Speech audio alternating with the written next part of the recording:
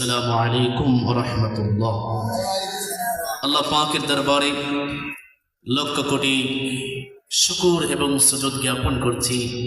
মাওলাই করিম আমাদেরকে এই জান্নাতের বাগানের সামিয়ানার নিচে আশার বসার, আল্লাহ পাকের তারিফ করার, রাসূলুল্লাহ সাল্লাল্লাহু আলাইহি ওয়াসাল্লামের উপরে দরুদ শরীফ আদায় করার যে তৌফিকটুকু দিয়েছেন, আমরা জবানের আওয়াজকে বুলন্দ করে সকলে বলি আলহামদুলিল্লাহ। আর একটা আওয়াজ বলি আলহামদুলিল্লাহ। ভাইয়ারা, খুব শর্ট করে আমি কয়েকটা কথা বলবো। আমি তো প্রত্যেক জুমাবার আপনাদের সম্মুখে কিছু কথা বলি, আপনারা শোনেন, আমিও বলি, আপনারা শোনেন। তো সেই সুবাদে যারা আজকে আমন্ত্রিত উলামায়ে কেরাম মেহমান আছে, আমরা অবশ্যই চেষ্টা করতে হবে তাদেরকে যথেষ্ট সম্মান দেওয়ার।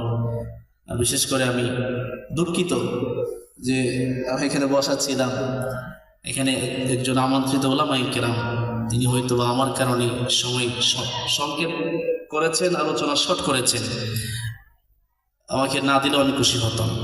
তো যাই হোক, আমি দু একটা কথা বলে ইনশাআল্লাহ আপনাদের কাছ থেকে বিদায় নেওয়ার চেষ্টা করব। আল্লাহ পাক রব্বুল আলামিন যেন আমাকে কয়েকটি কথা ইখলাসের নিয়তে বলার, আমাদের সকলকে আমলের নিয়তে শোনার মতো তৌফিক দান করেন। সবাই বলি আল্লাহুম্মা আমিন। ভাইয়েরা, আমাদের কাছে দিন, ধর্ম, ইসলাম, আমাদের ইমানের বার্তা, ইমানের ধ্বনি প্রচার প্রসার করতে গিয়ে আমাদের দয়াল নবী, মায়ার নবী, গরিজার টুকরা নবী, রহমাতুল্লিল আলামিন নবী সহ অসংখ্য অগণিত সাহাবায়ে কেরাম, ওনাদের শরীর মুবারক থেকে রক্তগুলি জড়াইছে। কথা বলে ঠিক কিনা? আজকে আমরা এত সুন্দর মাহফিলের প্যান্ডেলের মধ্যে বসে আলোচনা শুনছি, ওয়াজ নসিহত শুনছি। একটা সময় ইসলামের সূচনা লগ্নে এরকম সুন্দর কোনো ব্যবস্থা ছিল না। নবীজির যুগে, ইসলামের প্রারম্ভকালে সূচনা লগ্নে সাহাবায়ে কেরামদেরকে নিয়ে আমার নবীজি প্রকাশ্যে এইভাবে তিনি মজমা করতে পারতেন না, মজলিস করতে পারতেন না। যদি করত, কাফের মুশরিকেরা নবীজির উপরে, নবীর সাহাবীদের উপরে অত্যাচার করত, নির্যাতন করত। জোরে বলে না নাউজুবিল্লাহ। শুধু তাই নয়, এমন হয়েছে আমার নবীজি সাহাবীদেরকে নিয়ে নামাজ আদায় করতেছেন। নামাজরত অবস্থায় আমার নবী যখন সাহাবীদেরকে নিয়ে সিজদার মধ্যে গিয়েছে, কাফের মুশরিকের ঢাল আমার নবীজি ঘাড় মুবারকের মধ্যে, গর্দান মুবারকের মধ্যে উটের যে নারী বুড়িগুলি আছে, পচা নারী বুড়িগুলি আমার দয়াল নবীজির কাঁধের মধ্যে দিয়ে দিয়েছিল। নাউজুবিল্লাহ বলেন। শুধু তাই নয়, মুসলমানদেরকে কাফির মুশরিকের দল যেমন ভাবে পেরেছে অত্যাচার করেছে, নির্যাতন করেছে। বন্ধু, ইসলামকে আমাদের কাছে পৌঁছে দেওয়া পর্যন্ত আজকে আমরা যে সুন্দর পরিবেশের মধ্যে আছি, ইসলাম আমরা পালন করতেছি। নবীর সাহাবীরা এত সুন্দর পরিবেশ পায় নাই। নবীর সাহাবীরা এত সুন্দর পরিবেশের মধ্যে থাকতে পারে নাই। ইসলাম গ্রহণ করার কারণে এমন হয়েছে, নবীর সাহাবীরা দুনিয়া থেকে তাদেরকে বিদায় করেছে। কথা বলেন ঠিক কিনা? অনেক কষ্ট করেছে। ইসলামের সূচনা লগ্নে আমার নবীজি যখন আল্লাহর পক্ষ থেকে ঘোষণা পেলেন, যখন আল্লাহ রাব্বুল আলামিনের পক্ষ থেকে হুকুম পেলেন, ওগো আমার হাবিব, আর গোপনে গোপনে সাহাবীদেরকে নিয়ে ইসলাম প্রসার কত করবেন? এবার আপনি প্রকাশ্য ইসলাম ধর্ম প্রচার করেন। আমার নবী সর্বপ্রথম উনার যে আহলগুলি আছে, উনার যে বংশীয় গোত্রীয় মানুষগুলি আছে, সকলকে ডাকলেন, দাওয়াতের ব্যবস্থা করলেন। এ আমার বংশীয় গোত্রীয় মানুষেরা, তোমরা আসো, তোমাদেরকে আমি আপ্যায়ন করব, তোমাদেরকে আমি খাবার খাওয়াবো, তোমাদের সাথে কিছু পরামর্শ করব। নবী আমার যখন দাওয়াত দিলেন, কানা দাঁড়ার পরে যখন আমার নবীজি আল্লাহ পাক রব্বুল আলামিনের কালিমার দাওয়াত যখন তাদেরকে দিল, কালিমার এই বাক্যের দড়ি যখন তাদেরকে শোনাইল, তাদের কলিজার মধ্যে যেন আগুন ধরে গেছে। জোরে বলেন না নাউজুবিল্লাহ। তারা কানাদানা করে যখন কালিমার শব্দ যখন তারা শুনলো, আল্লাহর শব্দ যখন তারা শুনলো, কালিমার তাওহীদের বাণী যখন তাদের কাছে প্রচার প্রসার করার নবী চেষ্টা করলেন, তারা এই মজমাকে ত্যাগ করে এই মজলিস থেকে তারা উঠে যার যার মতো করে চলে যায়। তেলাওয়াত করে নাউজুবিল্লাহ। লম্বা ঘটনা। আমার নবী অনেক চেষ্টা করলেন। একদিন আমার নবী সাফা পর্বতের মধ্যে দাঁড়াইয়া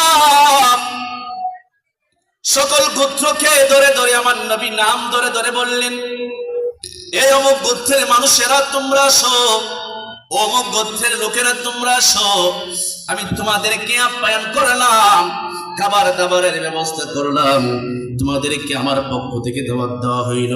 তোমাদের সাথে আমি কয়েকটা কথা বলবো। ভাইয়ের আমার সময় সংক্ষেপ, এই জন্য সংক্ষেপ করে বলছি। সকল গোত্রের লোকেরা যখন একটা জায়গার মধ্যে জমায়েত হইল, আমার নবী ছিলেন সাফা পাহাড়ের পর্বতের উপরে। নবী আমার ডাক দিয়ে বললেন, ও সকল সম্প্রদায়ের লোকেরা, তোমরা ভালো করে একটা প্রশ্নের উত্তর দাও। আরাইতুকুম লাউ আখবারতুকুম আন্না খাইলাম বিল ওয়াদি বিসাফি হাদাল জাবাল। আল্লাহু আকবার বলেন না। নবী আমার ডাক দিয়ে বলে, ও সকল গোত্রের লোকেরা, আমি যদি এই মুহূর্তে বলি তোমাদের পিছনে সামনে চতুর্দিক দিয়ে শত্রু তোমাদেরকে ঘায়েল করার জন্য তারা পথ পেতে রেখেছে, যদি আমি এই মুহূর্তে তোমাদেরকে সংবাদটা দেই, তোমরা কি মানবে? সুবহানাল্লাহ বলেন না। কি বলছেন নবী আমার? বলেন, আমি যদি এই মুহূর্তে তোমাদেরকে সংবাদ দেই যে তোমাদের পিছন দিক দিয়ে চতুর্দিক দিয়ে শত্রুরা তোমাদেরকে ঘায়েল করার জন্য, হত্যা করার জন্য উট পেতে বসে আছে, তোমরা কি এটা মানবে? তখন তারা বলল, ওগো নবী, ওগো মুহাম্মদ। নবী তারা বলে না, ও মুহাম্মদ, আব্দুল্লাহর সন্তান, অবশ্যই আমরা তোমার কথা মানবো। কেননা তুমি ইতিপূর্বে কোনদিন মিথ্যা কথা বলো, কোন নজির নাই যে তুমি মিথ্যা কথা কোনদিন বলেছো। তুমি যেহেতু সবার উপরে আছো, পাহাড়ের চূড়ায়, আর তুমি যদি এই সংবাদ দাও, তাহলে এই সংবাদ অবশ্যই আমরা মেনে নিব। সুবহানাল্লাহ বলেন। নবী আমার ডাক দিয়ে বললেন, এ সকল গোত্রের লোকেরা শোনো, আমি নবীর কথা যেহেতু তোমরা বিশ্বাস করবে, আমি নবীর কথা যেহেতু তোমরা মেনে নিবে, আমাকে যেহেতু তোমরা সত্যবাদী হিসেবে জানো, তাহলে একটা খবর শোনো, খবর শোনো। যে ধর্মের উপরে তোমরা আছো, যে দ্বীনের উপরে তোমরা আছো, যে মূর্তি পূজার মধ্যে লিপ্ত আছো, আগুনের পূজার মধ্যে লিপ্ত আছো, সূর্যের পূজার মধ্যে লিপ্ত আছো, এমত অবস্থায় যদি জীবনটা কাটাইয়া দাও, এমত অবস্থায় বেদ্দিন হয়ে কাফের হয়ে যদি মারা যাও, তাহলে কাল হাসরের ময়দানে আল্লাহ রাব্বুল আলামিনের কাঠগড়ার মধ্যে দাঁড়াইয়া তোমাদেরকে আমলবিহীন, ঈমানবিহীন অবস্থায় দাঁড় হইতে হবে। কথা বলেন ঠিক কিনা? যদি কাল হাসরের মাঠে জাহান্নামী না হতে চাও, আমি নবী তোমাদের কি বললাম, যেমন ভাবে আমি কোনদিন কোন মিথ্যা কথা বলে নাই, তোমরাই সাক্ষী দিয়েছো, আজকেও মিথ্যা কথা বলতেছি না। তোমরা যদি তোমাদের দ্বীনের উপরে, ধর্মের উপরে, যেই সূর্যের পূজা করো, আগুনের পূজা করো, গাছের পূজা করো, মাছের পূজা করো, এইভাবে শিরক করতে করতে মুশরিক অবস্থায় যদি তোমরা ইন্তেকাল করো, তাহলে কাল হাসরের মাঠে তোমরা জাহান্নামী হয়ে যাবে। জুড়ে বলেন নাউজুবিল্লাহ। এরা কয়, এই ফাঁদ বুঝি তুমি পাচ্ছ?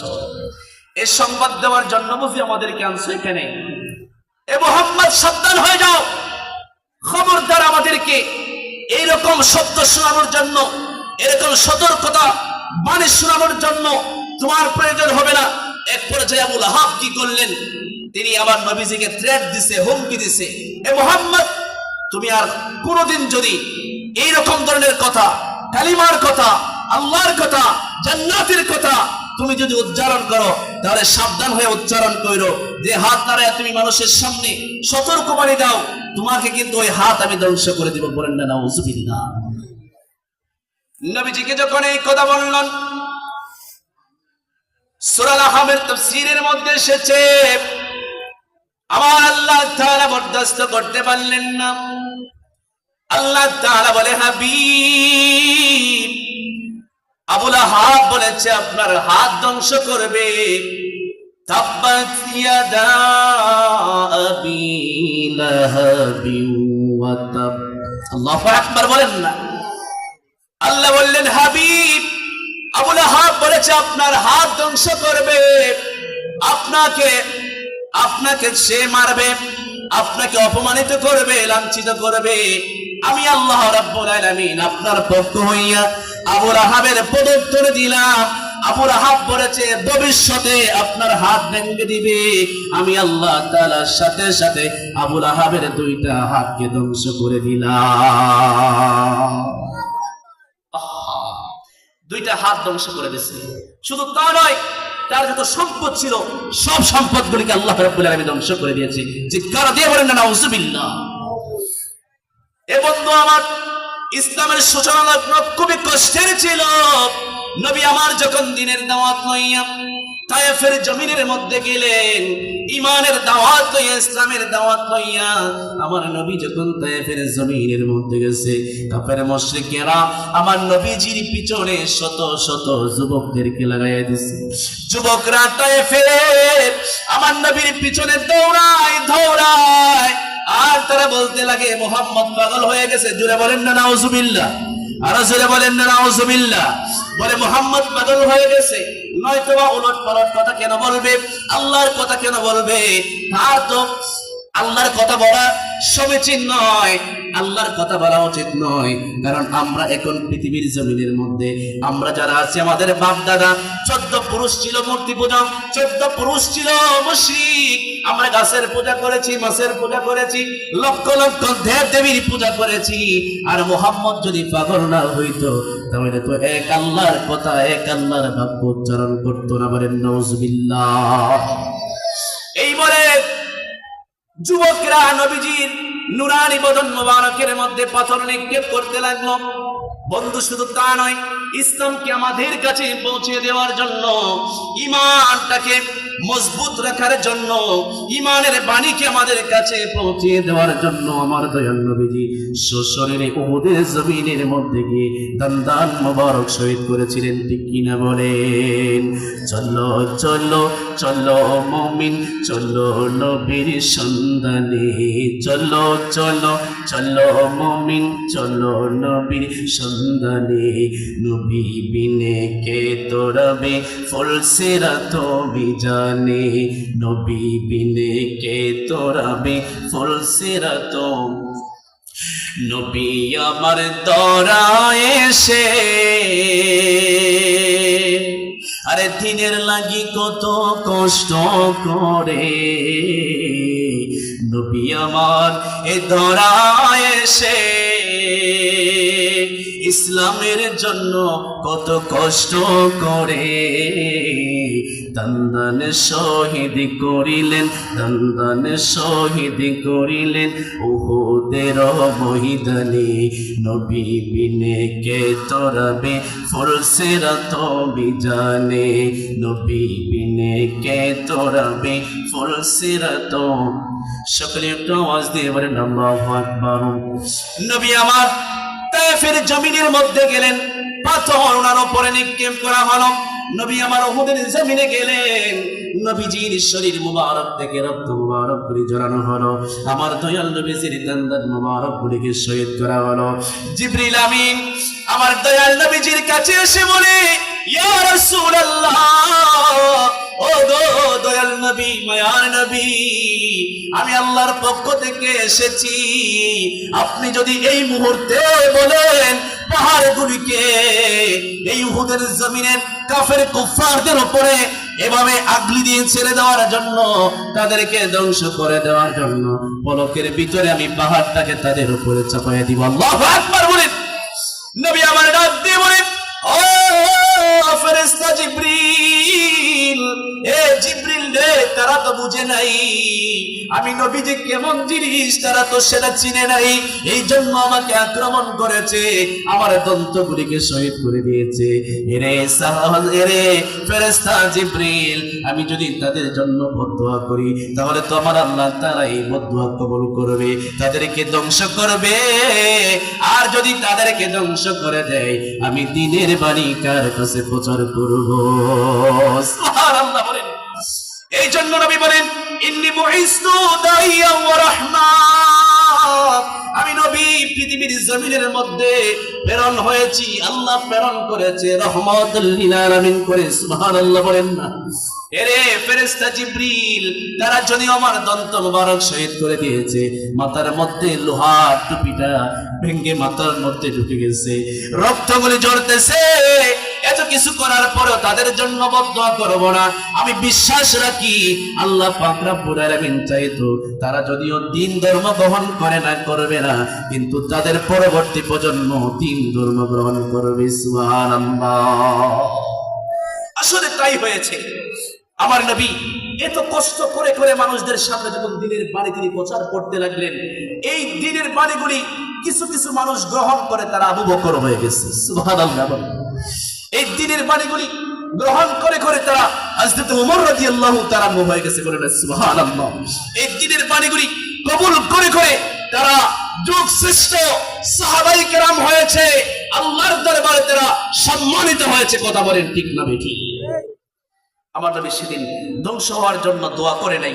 আল্লাহ পাক রব্বুল আলামিন প্রত্যেক নবীদেরকে একটা স্পেশাল দোয়া দিয়েছেন, স্পেশাল একটা কোয়ালিটি দিয়েছেন, যে নবীরা এই দোয়াটা করা মাত্রই আল্লাহ রাব্বুল আলামিন নবীদের এই দোয়াটা কবুল করবেন। এটাকে বলা হয় দাওয়াতুল মুস্তাজাবা। ঠিক না হুজুর? যে এই দোয়াটা করার সাথে সাথে দোয়াটা আল্লাহর দরবারে কবুল হবে। প্রত্যেক নবীরা রাসূলরা তাদের জামানাতে ওই দোয়াটা করে গেছে। আমার নবীজি এত আঘাতপ্রাপ্ত হওয়ার পরেও, এত নির্যাতিত হওয়ার পরেও নবীজি দাওয়াতুল মুস্তাজাবা, যে স্পেশাল দোয়া, যে দোয়া করলে আল্লাহ তাআলা সাথে সাথে দোয়াকে কবুল করবে, ওই দোয়া আমার আল্লাহ রাসূল সাল্লাল্লাহু আলাইহি সাল্লাম করেন নাই পৃথিবীর জমিনে। ওই দোয়াটা তিনি হাসরের ময়দানের জন্য রেখে দিয়েছেন। বলেন সুবহানাল্লাহ। ভাইরা আমার, দয়াল নবীজির প্রচারিত প্রসারিত দ্বীন ধর্মকে গ্রহণ করে দয়াল নবীর সাহাবীরা হয়ে গেছেন যুগ শ্রেষ্ঠ। তারা কেমন যুগ শ্রেষ্ঠ হয়েছে? তাদের জামানাটা এত সহজ ছিল না। সাহাবায়ে কেরামদের মধ্যে কেউ ছিল মুহাজির, কেউ ছিল আনসার। যারা মুহাজির ছিলেন তারা এক দেশ থেকে আরেক দেশে সফর করেছিলেন, অর্থাৎ মক্কাতুল মুকাররমা থেকে তারা ইয়াসরিবে সফর করেছিলেন। মুহাজিরদের মধ্যে অনেকে ব্যবসা করতেন, বাণিজ্য করতেন, কিছু টাকা পয়সার মালিক ছিলেন। আবার যারা ছিলেন আনসার, তাদের ক্ষেত খামার ছিল, তারা ক্ষেত খামারের মধ্যে কাজকর্ম করতেন। বন্ধু আমার, দয়াল নবীজির কিছু সংখ্যক সাহাবী ছিলেন যারা ছিল আহলুস সুফফা। তাদের সংখ্যা 70 জন অথবা তার কিছু অধিক হবে। এই 70 জন সাহাবীর কোনো বাড়ি ছিল না, ঘর ছিল না, টাকা পয়সা ছিল না, সংসার ছিল না। 24 ঘন্টা তারা আমার দয়াল নবীর দরবারে পড়ে থাকতেন। বলেন সুবহানাল্লাহ। ওনাদের কোনো কিছু ছিল না, সম্পদ ছিল না, টাকা ছিল না, খাবারের কি ব্যবস্থা হবে, এক বেলা খাইলে পরের বেলা কোথায় খাবে, এটার কোনো নিশ্চয়তা ছিল না। তারা এখানে ছিলেন, আমার নবীর দরবারে থাকতেন 70 জন সাহাবী। বলেন সুবহানাল্লাহ। তাদের মধ্যে একজন সাহাবী হলেন হযরতে আবু হুরায়রা। কেমন কষ্ট তারা করছে। আজকে আমরা এত সুখী মানুষ, তারপর আমরা দ্বীন ধর্মের প্রতি আগ্রহী না, ইবাদতের প্রতি আগ্রহী না। কিন্তু তারা এত কষ্ট করার পরেও 3 বেলা ভাত তাদের পেটের মধ্যে যায় নাই, খাবার তাদের পেটের মধ্যে যায় নাই, কিন্তু তারপরও তারা এক ক্ষুধার্ত শরীর নিয়ে আল্লাহর সিজদার মধ্যে তারা লুটে থাকতেন। কথা বলেন ঠিক কি না? আর আজকে আমরা মুসলমান হয়ে 3 বেলা পেট ভরে ভাত খাই, কত সুন্দর সুন্দর, কত মজার মজার খাবার খাই, এইগুলির নিয়ামত আল্লাহর ভোগ করে করে আমরা আজকে কম ভক্তে পরিণত হইতেছি। কথা বলেন ঠিক না বেঠিক? নবীর সাহাবী হযরতে আবু হুরায়রা রাদিয়াল্লাহু তাআলা আনহু থেকে হাদিস বর্ণিত হয়েছে। সময় যত সংক্ষেপের জন্য আমি আরবি ইবারত বলতেছি না। ভাইরা আমার, একটা হাদিস বলে আমি আমার আলোচনা শেষ করে দিব। আবু হুরায়রা বলেন, আমরা ঠিক মতে খাবার পাইতাম না, আমাদের জন্য নির্দিষ্ট কোনো খাবার ছিল না। দয়াল নবীজির দরবারে যে হাদিয়া গুলি আসতো, যে খাবার গুলি আসতো, আমার দয়াল নবীজি ওই হাদিয়া থেকে, খাবার থেকে আমাদেরকে কিছু খাবার দিতেন। সুবহানাল্লাহ বলেন না? হযরত আবু হুরায়রা বলেন, যেদিন আমার নবীজির দরবার হাদিয়া আসতো, তোপা আসতো, ওই দিন আমরা পেটের মধ্যে একটু খাবার পড়তো। আর যেদিন আসতো না, ওই দিন আমরা উপাস থাকতাম, সারাদিন পেটের মধ্যে খাবার পড়তো। আল্লাহু আকবার বলেন না। বন্ধুরে আমার, ঘটনাক্রমে হযরত আবু হুরায়রা থেকে হাদিস বর্ণিত হয়েছে, বুখারী শরীফের মধ্যে হাদিস এসেছে। আবু হুরায়রা বলে, এ দুনিয়ার মানুষ শোনো, তোমরা আজকে এত সুন্দর ব্যবস্থা, এত সুন্দর পরিবেশের মধ্যে থাকো, 3 বেলা ভাত খাইতে পারো, তারপরও তোমরা 3 ধর্ম পালন করো না। একটু দেখো আল্লাহ যে আমাদের সম্মান দিয়েছে, আমরা কত কষ্ট করছি। সাহাবীরা এত কষ্ট করছে দিনের জন্য, ধর্মের জন্য, ইসলামের জন্য, ঈমানের জন্য। আপনারা জানেন অনেক যুদ্ধ, নবীজির অনেক যুদ্ধ কিন্তু রমজান মাসের মধ্যে হয়েছে। রমজান মাসে কি বলেন, পেটের মধ্যে আপনার সকাল থেকে একেবারে ফজরের আগ থেকে ধরে মাগরিবের আগ পর্যন্ত আমরা মুসলমান যারা রোজা রাখি, আমরা কি পেটের মধ্যে কোনো খাবার রাখি না? একদম পেট খালি। কারণ ওই যে আযানের আগে আমরা খাইছিলাম সাহরি, একেবারে ইফতারের আগ পর্যন্ত মুসলমান যারা রমজান মাসে কি রাখে? রোজা রাখে। এই রোজা রাখা অবস্থাতে ইসলামের যে প্রথম যুদ্ধ বদর, এই যুদ্ধটা সংগঠিত হয়েছে। বলেন আল্লাহু আকবার। রোজা রাখলে মানুষ স্বভাবতই একটু দুর্বল হয়, ঠিক কিনা বলেন? এই দুর্বলরত অবস্থায়ও আমার নবী যখন বলেছেন যুদ্ধ করতে হবে, সাহাবীরা কি দৌড় দিছে?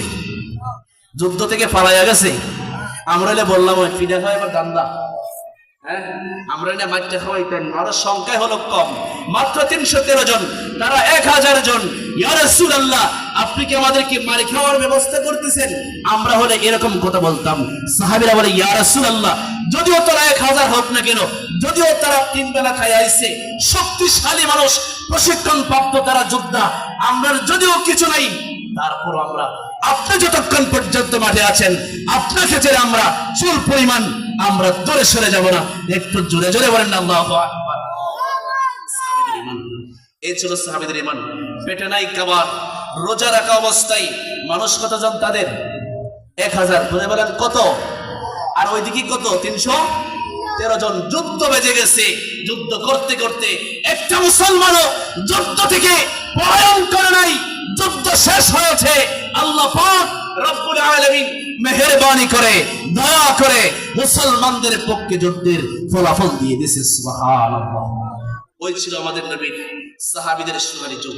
তারা এই পেটের মধ্যে ক্ষুধার্ত অবস্থায় যুদ্ধ করতে রাজি। আজকে আমরা পেট ভরা অবস্থায় মসজিদে যাইতে রাজি না, কথা বলেন ঠিক কিনা? তারা কল্লা আলাদা করতে রাজি, ক্ষুধার্ত অবস্থায়, আমরা পেট ভর্তি অবস্থায় মসজিদে গিয়ে আল্লাহকে সেজদা দিতে রাজি না, কথা বলেন ঠিক কিনা? আবু হুরায়রা বলেন, এ নবীর আশিক যারা দাবি করো, শুনো, একাধারে 3 দিন পর্যন্ত আমি আবু হুরায়রা পেটের মধ্যে কোনো খাবার নাই, কোনো ভাত নাই, কোনো কিছু পেটের মধ্যে নাই। কারণ নবীজির দরবারে তোহফা আসতেছে না। নবীজির দরবারে তোহফা আসলেই কেবল আমাদেরকে খাবার দেওয়া হইতো, হাদিয়া আসলেই খাবার দেওয়া হইতো। একাধারে 3 দিন হয়ে যায়। নবীর সাহাবী আবু হুরায়রা বলে, আমি যখন খিদার যন্ত্রণা সহ্য করতে পারছিলাম না, আমি একটা তালাশ করতেছিলাম, কিছু খাবারের তালাশ আমি করতেছিলাম। রাস্তার মধ্যে বের হয়ে গেলাম। রাস্তার মধ্যে বের হয়ে আমি তালাশ করতে লাগলাম, কোনোভাবে কিছু খাবার পাই আমার পেটের মধ্যে নিয়ে দিতে পারি। বাবারে, পেটের খিদার যে কষ্ট যারা উপবাস থাকে তারাই জানে, ঠিক কিনা বলেন? আমরা যারা 3 বেলা পেট ভরে ভাত খাই, তাদের কাছে ক্ষুধা কেমন জিনিস আমরা বুঝতে পারি না। কিন্তু যারা রাস্তাঘাটের মধ্যে দিন কাটায়, দেখবেন পাগল আছে অনেকেই।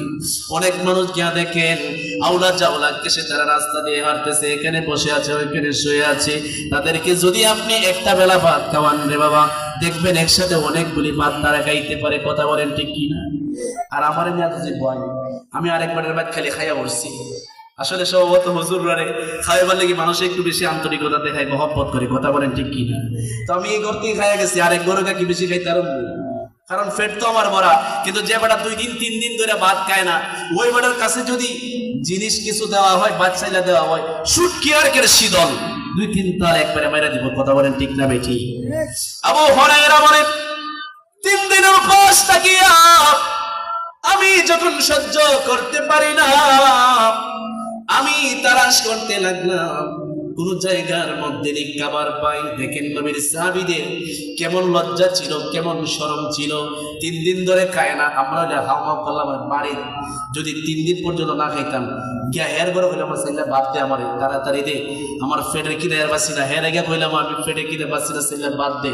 নবীর সাহাবীদের কেমন শিক্ষা ছিল, 3 দিন ধরে ভাত খায় না। 3 দিনে কত ওয়াক্ত? 3 তিরিকে 9 ওয়াক্ত। 9 ওয়াক্ত ধরে ভাত খায় না, খাবার খায় না, রুটি খায় না, পানি শুধু খায়। 3 দিন পরে রাস্তার মধ্যে বের হয়ে গেছে, কোনো একটা মাধ্যম নেই হয়, খাবার কোনো ব্যবস্থা নেই হয়। তিনি যখন রাস্তা দিয়ে হাঁটতেছেন আর মনে মনে খুঁজতেছেন যদি রাস্তা দিয়ে কেউ আসে তাহলে তাকে আমি সালাম দেব, সালাম কালাম করব। আমার মনে হয় যদি সালাম কালাম করি তাহলে হয়তো আমার মুখ দেখে বুঝতে পারবে আমি যে ক্ষুধার্ত আছি। আল্লাহু আকবার বলেন না। হযরত আবু হুরায়রা রাস্তা দিয়ে হাঁটতেছে, এমন সময় আবু হুরায়রা দেখতেছে আমার দয়াল নবীজির হিজরতের সাথী যিনি ছিলেন তিনার নাম কি? হযরত আবু বকর রাদিয়াল্লাহু তাআলা আনহু। দেখতেছেন তিনি ওই আবু হুরায়রার দিকে আসতেছেন, অগ্রসর হইতেছেন। আবু হুরায়রা পরম মনে মনে খুশি হয়ে গেলেন, আমার দয়াল নবীর সাহাবী যিনি নবীর হিজরতের সাথী, দয়াল নবীজি যাকে সাদেক হিসেবে ঘোষণা দিয়েছে, আবু বকরকে আমি দেখা মাত্রই সালাম দিয়ে দিব। সালাম কালাম বিনিময় করলে হয়তো আবু বকর আমি যে ক্ষুধার্ত এই জিনিসটা বুঝতে পারবে। এ বন্ধু আমার শুনেন, নতুন ফুরের বাবারা নবীর মন্দির শুনেন, আবু হুরায়রা রাদিয়াল্লাহু তাআলা আনহুর কাছে যখন হযরত আবু বকর রাদিয়াল্লাহু তাআলা আনহু চলে এসেছে, এই সময় তিনি কাছে আসার সাথে সাথে হযরত আবু বকরকে সালাম দিয়েছে। সুবহানাল্লাহ বলেন না। সালাম দিয়ে তিনি একটা আয়াত সম্পর্কে জিজ্ঞাসা করছে। মূলত আয়াত সম্পর্কে জিজ্ঞাসা করা ওনার নিয়ম ছিল না, বরং উনি যে ক্ষুধার্ত ওই জিনিসটা বোঝানোই ওনার উদ্দেশ্য ছিল। আল্লাহু আকবার বলেন। সরাসরি হাদিস থেকে বলছি, আর ব্যবহার করলে আসলে অনেক সময় লাগবে। হযরত আবু হুরায়রা একটা আয়াত সম্পর্কে জানলেন, কোরআন শরীফের একটা আয়াত তুলে দিলেন হযরত আবু বকরের কাছে। মনে মনে উদ্দেশ্য হলো কিছু কথাবার্তা বললে আবু হুরায়রা যে ক্ষুধার্ত ওইটা আবু বকর সিদ্দিক বুঝতে পারবে। কিন্তু না, আয়াত সম্পর্কে যখন তিনি জিজ্ঞাসাবাদ করলেন, ওনার জিজ্ঞাসাবাদের উত্তর দিয়ে হযরত আবু বকর রাদিয়াল্লাহু তাআলা তিনি ওনার গন্তব্যে চলে যাচ্ছেন। হযরত আবু হুরায়রা তিনি আর কিছু বললেন না, পিছন ফিরে বলে নাই ভাই আমি খাই না, আমারে কিছু খাবার দেন। কইলে তো অবশ্যই খাবারের ব্যবস্থা হবে, কথা বলেন ঠিক কি না? কিন্তু তাদের কেমন দেখে লজ্জা ছিল, তাদের কেমন প্রেস্টিজ ছিল। আমরা একটু কিছু হইলে তো আমরা একটু মনে করেন ক্ষেতের মধ্যে খাবারের মধ্যে কাজ কইরা ঘরের মধ্যে গেছেন, গিয়া দেখতেছেন পেটে ভুক্ত হয়ে গেছেন গরু, গিয়া দেখুন যে আপনার ভয় খাওয়ানটা রেডি করছে না, খালি সালনটা বসছে ঘরের মধ্যে, খালি চুলার মধ্যে সালনটা মানে একটু জালটা খালি দিতেছে, আর আধা ঘন্টা সময় লাগবো। কিতা গো এখন হয়েছে রানি সালন কারণে আধা ঘন্টার সময়, আধা ঘন্টা 3 ঘন্টা আলবাই আইসি বেডি তেমন আধা ঘন্টা ইহাজ গিয়া সেরি দেলয় বাড়ি আছে না নাই? আর জোরে বলেন আছে কেন নাই? শুধু রত্তমপুরে আছে তা না, এটা সব জায়গাতে আছে। এরকম গরম পানি আছে কিনা নাই? খাওয়ার যদি একটু রেডি হয়ে যায় বেটার মাথা গরম হয়ে যায়, এত খাস করেছি তেমন আধা ঘন্টা দেখাস। আসলে কি এরকম করা যাবে? নবীর কেমন চরিত্র ছিল জানেন? নবী আমার যখন দিনের কাজ করে আসতেন, ভাই রে তাওহীদের বাণী, রিসালাতের বাণী, নবুয়তের যে দায়িত্ব, এই দায়িত্বের যে কষ্ট, যে পরিশ্রম, এই পরিশ্রমের সাথে কোন পরিশ্রমের তুলনা হয়? নবী আমার নবুয়তের দায়িত্বগুলি পালন করে করে, দিন ধর্মের দায়িত্বগুলি পালন করে করে ঘরের মধ্যে যখন ঢুকতেন আর যখন দেখতেন খাবার রেডি হয় না, তখন তিনি দয়াল নবীজির সবচেয়ে পছন্দের মহব্বতের স্ত্রী ছিলেন মা আয়েশা সিদ্দিকা। তিনি বলতেন, আয়েশা আর কতক্ষণ সময় লাগবে খাবার রেডি হইতে? সুবহানাল্লাহ বলেন না। আয়েশা বলতেন, ইয়া রাসূলুল্লাহ একটু সময় অপেক্ষা করো, একটু সময়ের ভিতরে তরকারি হয়ে যাবে, খাবার রেডি হয়ে যাবে। আমার নবী বলতেন, আয়েশা আমারে তোমার কাছে সাথে নাও, তোমার রান্নাঘরের মধ্যে ঢুকাও, তুমি একটা করবে, তুমি একটা পাক করবে, আমি আর একটা পাক করি, তোমার একটু সহযোগিতা করি। সুবহানাল্লাহ বলেন না। ও আয়েশা, তুমি একলা একলা করলে একটু দেরি হয়ে যাবে, আসো আমি তোমাকে একটু সহযোগিতা করি, তাহলে তাড়াতাড়ি খাবার রেডি হয়ে যাবে। সুবহানাল্লাহ। আর আমরা বলি আমিকে যদি একটু হেল্প করি বউরে, দিলে আমার মানুষে বেটে হইব, ঠিক না? আমরা ভাবি মানুষে আমরা বেটে হইব। আমরা যদি বোর কাজের মধ্যে একটু সহযোগিতা করি, একটু হেল্প করি, তাহলে মানুষে আমার বেটে হইব। আসলে হই, কারণ আমাদের সমাজ তো নষ্ট হয়ে গেছে, ঠিক কিনা বলে? সমাজ নষ্ট হয়ে গেছে। তো আমরা যদি এখন ভালো কাজ করি, আপনি মনে করেন আপনার স্ত্রী নিয়ে বেড়াইতে গেছেন এক জায়গায়, বিশেষ করে আমরা হুজুররা যদি কোনো জায়গায় বেড়াইতে যাই, মানুষ যদি হাত হবে নাই বৌলইয়া ঘুরানে গেছে, তো বৌলইয়া ঘুরানে যেত না, ফেমিক্যাল ঘুরানে যেত। কি বলেন? বৌলইয়া ঘুরানে যেমন কি নিষেধ, আরো জোরে নিষেধ। আমি কিন্তু কঠিন বাস্তবতা তুলে ধরছি। এই জন্য আমরা অনেক হুজুররা বৌলইয়া সুন্দর সুন্দর জায়গা ঘুরানো, ভিজিট করা ছেড়ে দিছে। অথচ বউদেরকে নিয়ে ভিজিট করা, বিভিন্ন জায়গায় ঘুরানো, নিদর্শনগুলো দেখে আমার নবীর সুন্নত ছিল। কথা বলেন ঠিক কিনা?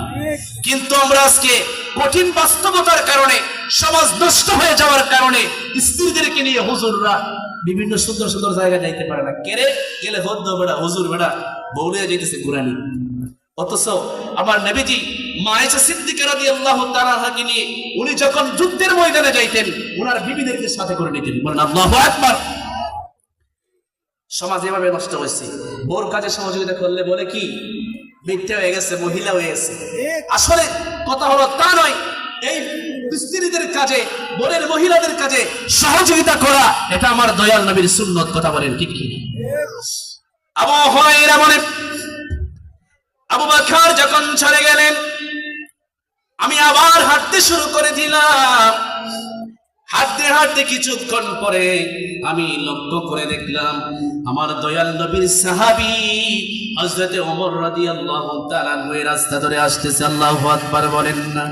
তিনি এবার মনে মনে অনেক খুশি হয়ে গেলেন, আনন্দিত হয়ে গেলেন। হয়তো হযরতে ওমর রাদিয়াল্লাহু তাআলা আনহু আমি যে ক্ষুধার্ত ওই জিনিসটা বুঝতে পারবে। যখন দাঁড়িয়ে আসলেন, বললেন আসসালামু আলাইকুম, সালাম দিলেন, সালামের উত্তর দিলেন, জবাব দিলেন। দেওয়ার পর ভালো মন্দ জিজ্ঞেস করলেন। উনার উদ্দেশ্য হলো ভালো মন্দ জিজ্ঞেস করা নয়, উদ্দেশ্য হলো উনি যে ক্ষুধার্ত ওই জিনিসটাকে উপস্থাপন করা, ওই জিনিসটাকে বোঝানো। কিন্তু রে বাবা, আল্লাহর কি মহিমা, আল্লাহ রাব্বুল আলামিনের কি রহস্য! আমার নবীর সাহাবী হযরত ওমর বুঝতে পারে নাই আবু বকর যে 3 দিন ধরে খাবার খায় না, তিনিও চলে গেলেন। এবার আবু হুরায়রা পেটের মধ্যে ভীষণ খিদা লইয়া রাস্তা দিয়ে হাঁটতেছে। সুবহানাল্লাহ বলেন না।